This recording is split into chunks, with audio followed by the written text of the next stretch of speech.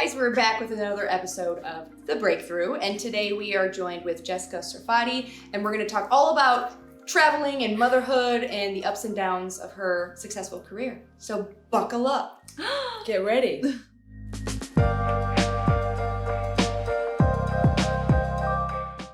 Little backstory. I used to watch a lot of America's Next Top Model. Loved the show.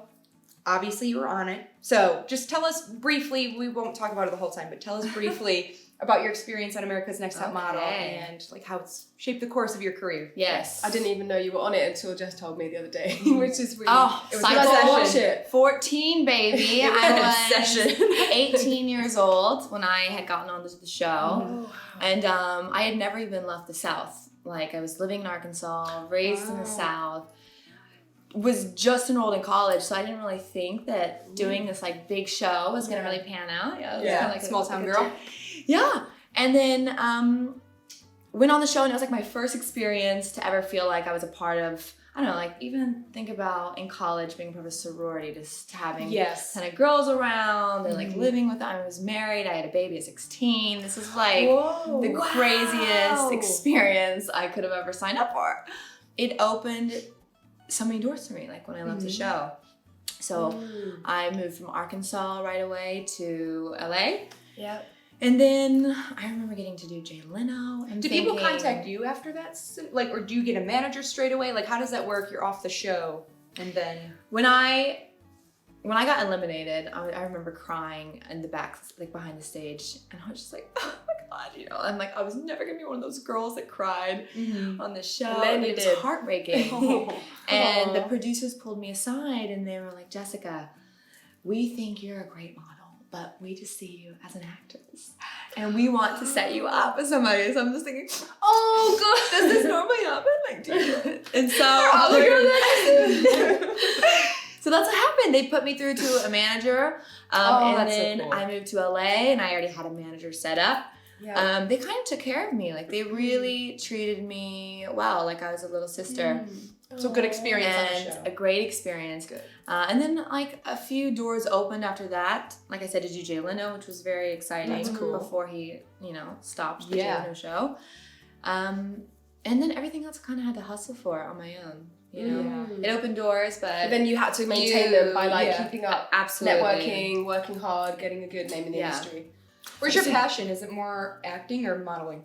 Definitely acting. Okay, definitely, because that's the impression I got. Because what moves me most in life is film. Even though I love photography, and I love the aesthetics of everything, but I'm always touched and like motivated, inspired, by a movie that I watch. Too. You know, what do you? You don't obviously settle very often because you're moving around. How does that feel in terms of self-care regime, keeping grounded, keeping sane in LA especially, and in the industry, being in demand as well, because obviously you're a very successful model and actress.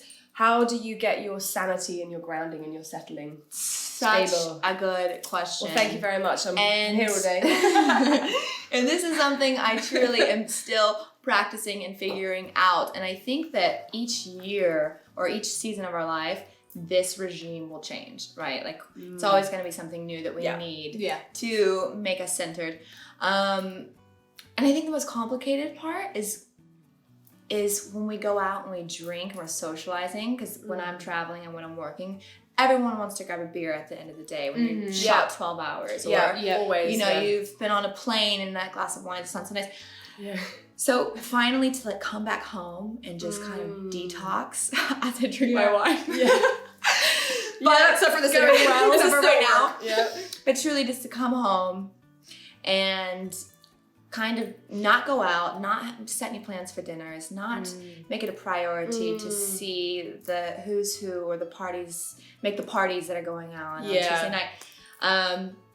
And come back and just cook and bed and movie. And just watch a TV show and come back. And what I realized is that for self-care, I stopped looking at my body and myself as like over ownership. Like, I don't own my body. I don't own myself, but more as like a partnership, kind of being in a relationship with my body. Ooh, I like that. So talk us through that for anyone who doesn't understand. Like, for people that maybe don't have a partnership with their body or have difficulties with their body. If you don't get along with a friend, if you're not both sitting there, building each other up, encouraging each other, pushing one another to succeed. Is that a healthy friendship at the end of the day? So I kind of view my body as the same way. I'm like, okay, be kind to her, Right. respect Your her, best mate. Right. like she can do you wrong, like Yeah. you can do her wrong, and she will. Yeah. So two separate entities. Two kind of. separate entities. Coming I'm like, together. girlfriend, I'm here with you. We're gonna Ooh. work together. That's really empowering. Yeah, I that love is. that. I've never thought of it quite like that.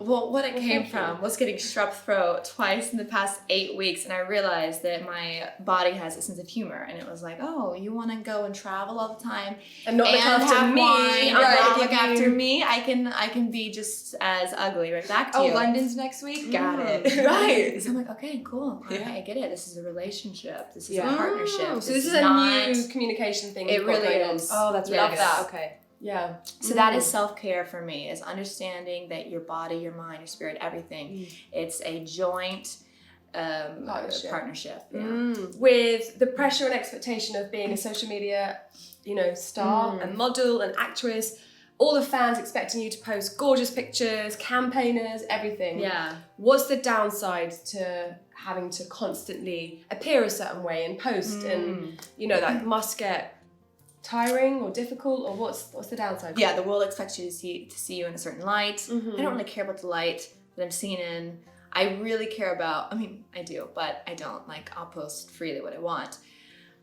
I just don't like having to oblige to all these brand deals that I do and be responsible to post all the photos that they want. And then my page just looks like a massive catalog. Right. Whatever I want it to be. Like, go take a look at Seth Rogen's page and tell me if his page is a catalog. No, Right. it's enjoyable to look at because Right.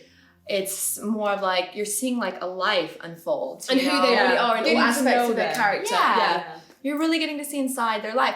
And yes, if I posted 3 times a day, you would get to see that, but I'd also probably lose like half of you. So, because whenever you overpost, you lose people, but then Then if you don't post enough, obligations. you lose people. Yeah. So it's a balance to figure out. It's constantly frustrating. Instagram is completely turned into this business thing, and so there is a bit of pressure there. I'm trying to figure it out. I'm trying to figure out what makes me happy Versus where I'm okay with taking on this business side of it, and I'm okay with posting these photos, but I'm still being truthful, and not just even being truthful to who I am. It's not about that.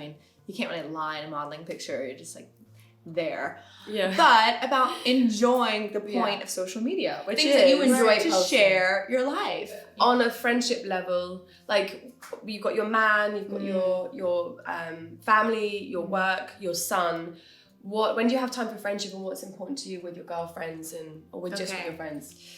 So what I am drawn to from like the people that I am closest to, what draws me to them is I have one friend that's so honest with me that like, I know I was just talking about, but just brutally there to call me out whenever I like need it to is. Call out your change bullshit. something. Yeah. And really important. I'm hurt, and I'm like a little upset sometimes, and the ego's a little my ego ego's angry. Yeah. But this is somebody who I've had in my life for 10 years, and I'm like, God, I can look back and see where I've grown, and it's because of their truth when no one else would say that. So And they're saying it out of love. singing out of love. And then if you're not going to be someone who's constantly encouraging and complimenting, and you can't like be just positive, Yeah. then there's really not a lot of room for you in my life. Because that's the only way that I can like uplift myself. I think the most powerful tool that we're ever given in life is the power of our mind, and we have to sharpen that tool, right? And so when we become friends with somebody, we kind of lend them that tool because they have influence and power over your mind. Oh yeah, I was going to actually ask about jealousy. Jealousy in the industry with so many different women that are beautiful. You're on all these modelling jobs with them. And do you experience the feeling of other people's jealousy as well as you feeling competitive with other women? Yeah. How do you deal with that? What do you feel about that? Well, every set I go to, there's always it's a different set of people. Sometimes I'm the shining star. Sometimes there's another girl who's the shining star. The lead. Yeah. And I've learned to just let them have that, and that's totally The way it fine. is. You just have to you're not always going to be the most exciting or the most beautiful or the most intelligent person in the room. Sometimes there will be somebody else who will top you, and that's totally fine. And let them have that, and be there to kind of like enjoy it with everybody else. So, damn, that's a good perspective. I like that. Yeah, I like that Be a lot. self-assured. Just there's no need for So you don't feel insecure about it. You're just like, okay, well, it's your moment to shine. I'm going to step back. Absolutely. All right, guys. Thank you so much for watching another episode of The Breakthrough with our gorgeous Jessica Serfaty. Yes, thank you very much. I hope you had a great time and learned lots of lessons and just had a wonderful time with our company. And we'll see you next week for another episode.